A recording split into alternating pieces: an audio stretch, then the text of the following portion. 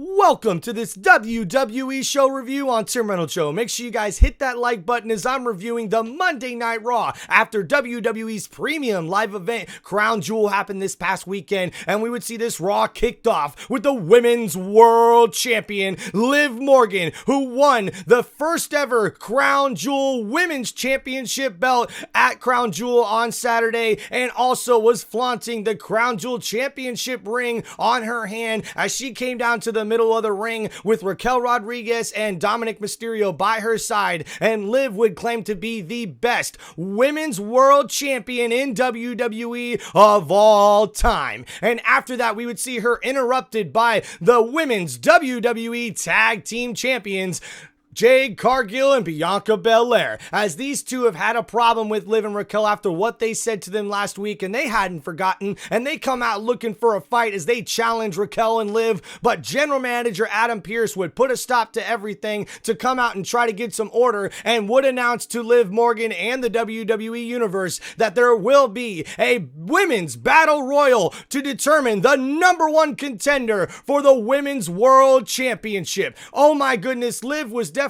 shocked by this news, and we would see that Bianca Belair and Jade Cargill would be put in the Battle Royal, and what an epic match we had to kick off Monday Night Raw with a bunch of women WWE superstars really putting toe-to-toe inside the squared circle, showing off a bunch of athleticism, throwing people over the top rope, as that's how you have to eliminate somebody in a Battle Royal. And the last four would be Jade, Bianca, Io Sky, and we'd also see Lala Valkyria, but when Jade and Cargill got interfered and attacked by Liv Morgan and Raquel, they cost them this match, pulling them over the top rope, which means we would have Lala Valkyria and Io Sky in the ring to determine the number one contender, and Io Sky gets the victory and earns her number one contendership for the women's world title. And what a way to kick off Monday Night Raw, as both Jade and Bianca ran Liv and Raquel out of the arena, trying to get back at them after they cost them this match in the Battle Royal to kick off Monday Night Raw. And then next up here, we would see backstage as we would have an interview with the New Day, as Kofi and Xavier have not been able to get on the same page after losing a number one contendership match for the World Tag titles last week against the War Raiders. They would have a rematch here on Monday Night Raw, but we see still some disarray between Kofi and Woods, having some words here in the interview saying that they couldn't believe that they couldn't get on the same page, and man, this would definitely spill over into their matchup later on this evening. And then next up, guys, we would see a video, a creepy one from the Wyatt Six, who kidnapped The Miz and had this video made with a mask on him and duct tape, calling him a false prophet and filling people's heads with lies when they try to lift them up. Instead, he brings them down, using them, and they are going after him. But Miz thinks this is a complete misunderstanding, thinking that Bo Dallas and the Wyatt Six want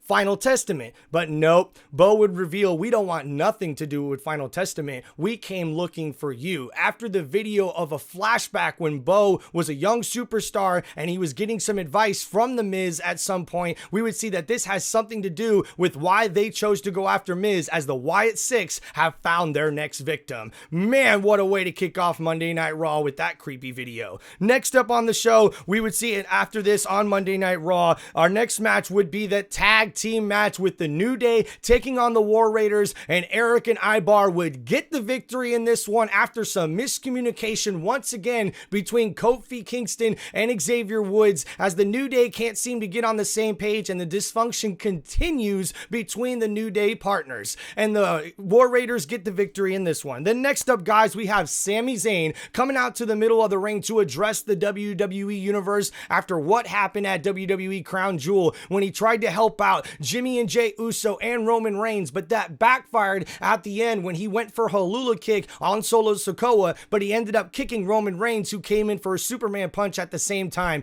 Jimmy took offense to this, but Jey would be the first one to come out after Sami Zayn said he wanted to explain himself after what happened. Jey would come out and say, Sami, I need you to be 100 with me. I need you to tell me if that kick was an accident. But Jimmy Uso would come out after that to interrupt before Sami had a chance chance to answer. And Jimmy would say to his Uso brother that you can't trust him. You seen what he did with your own two eyes. The whole universe seen, WWE universe seen what he did with their own two eyes. I'm pissed. OTC is pissed, and you should be pissed. And there's no reason you should trust him. And Sammy would clap back saying that, Jimmy, what about your track record for the past, huh? What did you do when you didn't trust me anymore and you wanted me out? You kicked me in the face. And when you didn't trust Roman anymore and you had a problem with him, you kicked him in the face. And when you had a problem with Jay and didn't want him around anymore, you kicked him in the face. So you need to look at yourself in the mirror, man. And we would see next up, Jimmy would clap back and say, what, you judging me? You think I care what you think, man? Stuff like that. And Jay would clap back saying, hey, Jimmy, you got to cool out. But Sami Zayn would tell Jey Uso, look, man, I love you, but I can't do this anymore. I can't be on trial anymore for this, man, because Sami had just confessed that it was actually really, really nice being in the ring, all four of them again like a family, because it was Jimmy who actually got him into the bloodline and into that family. So that's why he confronted Jimmy there. And as Sami Zayn would go to walk away, Jay would stop him to say to Jimmy that he was wrong. That he was wrong, that Sami Zayn is family, that Sami Zayn is actually Sami Uso. And man, he would also ask Sami to please come to Friday Night SmackDown to help clear things up with OTC Roman Reigns, to do this as family, as what family should do to try to fix these problems and sort things out and talk it out. Man, what a big confession here as Sami just walks away, and Jay obviously pleading for him to come to Friday Night SmackDown. So we'll have to stay tuned to see what happens there, guys. And what a crazy Monday Night Raw thus far after this. And then next up backstage, we would see Seth Rollins do an interview and actually give some respect and show respect to Bronson Reed after their epic match at WWE Crown Jewel, where Seth Rollins says he looks forward to the next meeting, but he's got a big opportunity in front of him as he's a part of the fatal four-way match that will determine the number one contender for the World Heavyweight Championship. And then, guys, after this interview, we'd see next up our next match of the night as Chad Gable of American Made with Ivy Nile by his side at ringside would face off against Dragon Lee of the LWO with Zelina Vega at ringside at his side. And man, these two stole the show here on Monday Night Raw, putting up an athletic match that was back and forth. Hell yeah, awesome, as the crowd there was chanting, this is awesome, over and over again, with these two showing off their amazing wrestling ability. And at the very end, when Chad Gable tried to roll up and pin Dragon Lee and use the ropes with his feet, Zelina Vega would push his feet off, but that's when Ivy Nile would get involved and do a chokehold onto Zelina Vega, which made Rey Mysterio of the LWO come out to investigate and help and aid Zelina Vega to see what happens. And then Chad Gable would attack Rey Mysterio, which would backfire, because as Rey attacked back, defending himself behind the referee's back, Dragon Lee would take advantage and would get the victory over Chad Gable in this one after an epic performance from both of these superstars. And then next up after this, guys, we would see a backstage interview with the World Heavyweight Champion Gunther with Ludwig Kaiser by his side. The interviewer would ask Gunther what he thought of the performance on Saturday of Cody Rhodes, even though it wasn't the outcome he was looking for. And Ludwig would actually interrupt by saying, why are you asking him these questions about that loser, undeserving, lucky Cody Rhodes? But Gunther would stop Ludwig, saying no, that he is not undeserving and he is not a loser, and that the better man won on Saturday, and congratulations to Cody Rhodes. And then after that, he would be asked about the Fatal 4-Way match coming up on Monday Night Raw and what his thoughts are with that. And he says 3 very worthy competitors and very good competitors in the ring, and Dirty Dom in this particular match. So he's looking forward to see who it will be. But what's important is that he needs to make sure that he knows he's still the World Heavyweight Champion and he has to be better. And he would look at Ludwig Kaiser and say, we have to be better, knowing that Ludwig Kaiser, had a problem with Sheamus as well, and he pointed that out in the interview, as these two have been facing off against one another for a while, and Sheamus would be in the Fatal 4-Way match to determine the number one contender for the World Heavyweight title in the main event.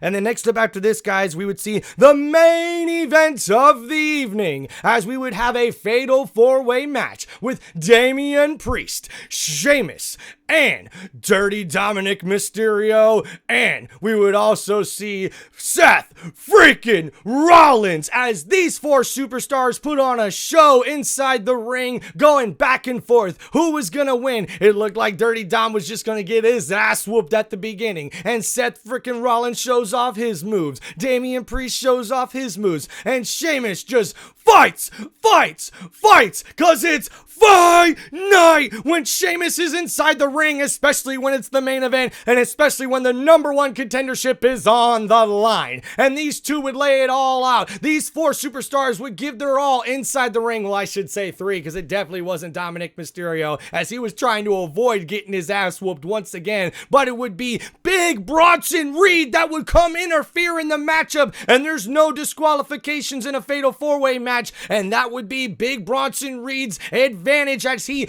beats the hell not only out of Seth Rollins, but also beats down Damian Priest and Sheamus, laying them out inside the ring and delivering not only a Death Valley driver to both of these superstars, but also connects on a tsunami to Damian Priest and Sheamus, laying them out. And then he would not be through there, as Dirty Dominic Mysterio curries down and scared out beside the ring looking like a little pansy. Seth Rollins would get put through the announcer's table as Bronson Reed hits another tsunami on top of Seth Rollins through the table. What a statement made. And as Reed walks away, Dirty Dominic Mysterio tries to take advantage of his opportunity, delivering a frog splash right on Sheamus. Can Dominic Mysterio become the number one contender and win this match?